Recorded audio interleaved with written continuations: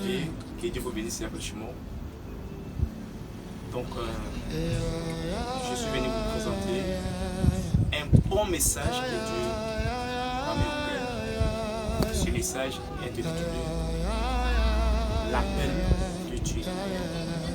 Pourquoi Jésus-Christ t'a appelé? Malgré qu'il y a des différenciations des appels. Parce que si nous lisons la parole de Dieu, nous lirons que il y a les gens que Dieu les avait appelés, mais ils n'avaient pas, ce n'était pas la même façon. Exemple comme l'appel de Dieu lorsqu'il avait appelé à Moïse. C'était différent que celui du prophète Samuel. On va dire entre eux. J'ai lu la parole de Dieu. Nous sommes dans le livre de Matthieu chapitre 4.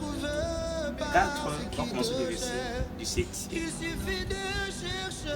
Dès lors Jésus commença à prêcher, à dire: répentez-vous, car le royaume des cieux est proche. Au bord de la mer de Galilée, il vit des frères, Simon appelé Pierre et André son frère, qui jetaient un filet dans la mer. En effet, ils étaient des pêcheurs. Il leur dit: suivez-moi et je vous ferai des pêcheurs d'hommes. Aussitôt, il laissera les filets et les suivra. On alla plus loin, il vit des autres frères, Jacques, fils de Zébédée, et Jean son frère, qui étaient dans une barque avec Zébédée leur père, et qui réparaient les filets. Il les appelant aussitôt, et il laissera la barque et leur père et les suivra. Jésus parcourut de toute la Galilée et l'enseignant dans les synagogues, prêchait la bonne nouvelle du royaume et guérissait toutes les maladies et toutes les infirmités parmi le peuple. Bien-aimés dans le Seigneur, chers frères et sœurs, c'est un message très important dont je suis venu vous annoncer là ce soir concernant l'appel de Dieu. Pourquoi Dieu t'a appelé et pourquoi il t'appelle? Dieu peut t'appeler, mais tu n'as pas l'expérience de savoir que c'est l'appel de Dieu. Le prophète Samuel, il avait l'appel de Dieu, mais il n'avait pas l'expérience. Il a été fallu que les sacrificateurs aient l'histoire avec lui pour l'orienter comment il va répondre auprès du Dieu Tout-Puissant. Et nous voulons lire la parole de Dieu. Lorsque Dieu appelait Simon,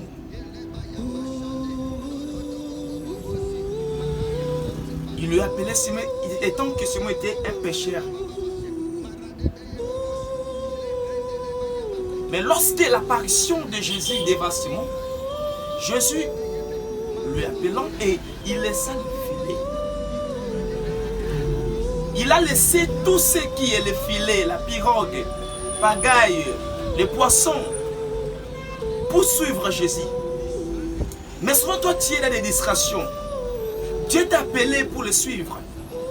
Mais ce que tu oublies, tu ne veux pas laisser votre vie ancienne. Lorsque Dieu t'appelle, mon frère, ma soeur, tu dois être séparé avec votre ancienne vie et tu deviens une nouvelle créature. Tu suis Jésus d'un savoir parfaite, avec la crainte, la fidélité, la sincérité, l'intégrité. Et lorsque Dieu avait appelé Simon, fille de Jonas, Simon n'était pas resté seulement Simon. Dieu, il lui a changé le nom.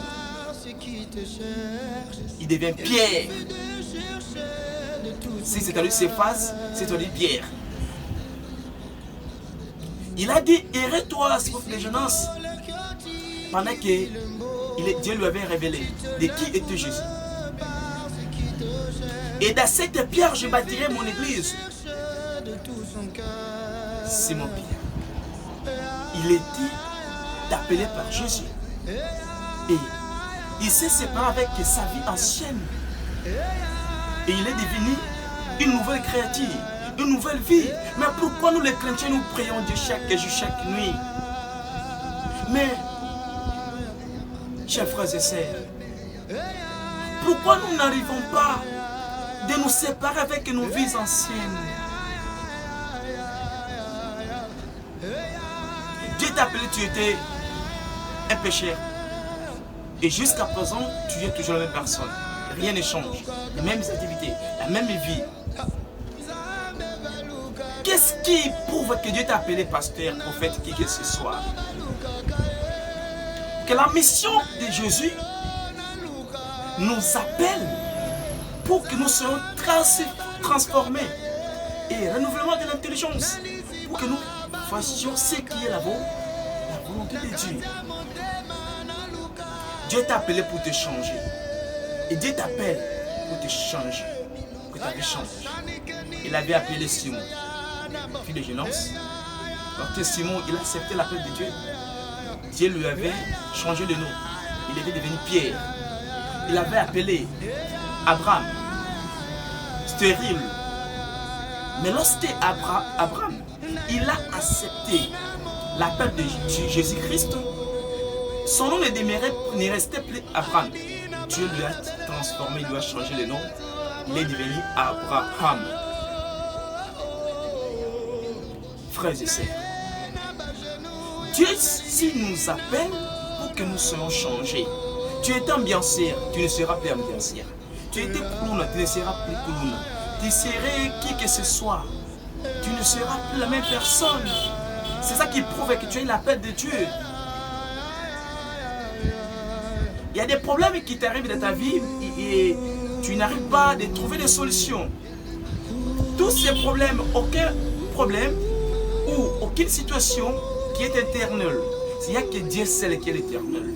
Tout ce qui t'arrive dans ta vie, tu peux perdre ton père, ta mère, tes enfants, ta femme, ton boulot. Ce sont les appels de Dieu. Dieu a multi-système de nous appeler.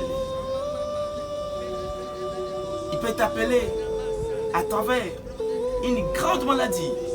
Il peut t'appeler à la perte de ton boulot. Il peut t'appeler à la perte de ta mère, de ton père, de ta femme ou de tes enfants. Comme la RDC. Tout ce qui nous arrive, et je vous dis frères et sœurs, c'est l'appel de Dieu. Le pays a été vendu dans le monde des ténèbres. Maintenant, nous devons revenir en Jésus-Christ. Nos pays, nos dirigeants. Nous devons faire une confession solennelle auprès de toute la population congolaise. Et vous verrez, le pays changera. Vous verrez qu'il y aura une différence. Vous verrez que nous serons plus forts que les États-Unis d'Amérique, plus forts que la Russie. Pourquoi? Nous sommes revenus en Jésus-Christ. Tous ces infos que nous te fournis sur le plan diplomatique, politique, mais tout consort, comme si rien n'était. On nous tue, on nous massacre, on nous viole, on nous pille, et nous nous demeurons toujours un peuple qui vit dans une vie défavorable à cause nous refusons l'appel de Dieu. Et toi qui refuses l'appel de Dieu, mon frère, ma soeur, tu risqueras de perdre ta vie pour rien. C'est pourquoi je vous dis dans ces moments que Jésus-Christ a besoin de toi. Tu es clown, tu es fazer, tu es criminel, tu es qui que ce soit. On t'a fait intégrer dans certaines religions qui est contraire à la véritable religion qui est christianisme. La doctrine principale est la religion de Seigneur Jésus-Christ. Jésus t'appelle pour revenir en nous. Séparez-vous avec la vie du péché et tu verras la gloire de Dieu. Tu y as pris beaucoup de temps. Tu es en train de prier pour que tu te maries. Tu es en train de chercher le boulot. Tu es en train, mais reviens à Jésus. Tu peux demeurer dans une église de 10 ans, 20 ans, tu peux aller à la montagne. Mon seul autant que tu n'as pas si l'appel de Jésus. Pourquoi il t'appelle? Pour te changer. Changement, ce n'est pas seulement les noms. Le changement, il y a un nom précieux qu'il a préparé pour vous. Tu étais phaseur, tu étais corona, tu étais criminel, tu étais un ambianceur, tu devrais chrétien. Le royaume des cieux est pour le chrétien. Jésus-Christ ne reviendra pas pour prendre les pentecôtistes, les branamistes, les kimbangistes. Tous les branamistes iront en enfer. Tous les kimbangistes iront en enfer. Tous ces gens, les catholicismes, les protestantismes, qui que ce soit, je ne sais pas quoi dire, ils iront en enfer. Mais les gens que Jésus-Christ se reviendra dans la seconde venue sont les gens qui ont reçu les Saint-Esprits, sont des chrétiens. Notre identité, nous sommes les Saint-Esprits, nous sommes les chrétiens. C'est ça qu'il y aura une grande rencontre qui aura lieu dans les airs. Nous nous rencontrerons avec notre époux qui est le Seigneur Jésus-Christ dans les airs. Il reviendra pour prendre les chrétiens et non les branamistes ni les kimbangistes. Si tu es kimbangiste, tu iras en enfer. Si tu es branamiste, ça veut dire que tu adores faire Branham, tu adores Simon Kimbang, tu adores qui que ce soit, les Osiris, les Horus, tous vos dieux là que vous adorez. Vous irez en enfer. Mais Dieu t'a créé pour ne pas aller en enfer. Il t'a créé pour aller au ciel. Il y a une belle place qui a été préparée pour vous au ciel. Séparez-vous la vie des péchés. Reviens à Jésus-Christ, il t'appelle. Il a besoin de toi. Il a des bons projets qu'il a préparés pour vous. Mais ces projets tardent à cause de ta vie et votre incrédulité ou votre distraction. Séparez-vous avec tous ces gens qui t'amènent dans une fausse vie qui est la vie du péché. Reviens en Jésus.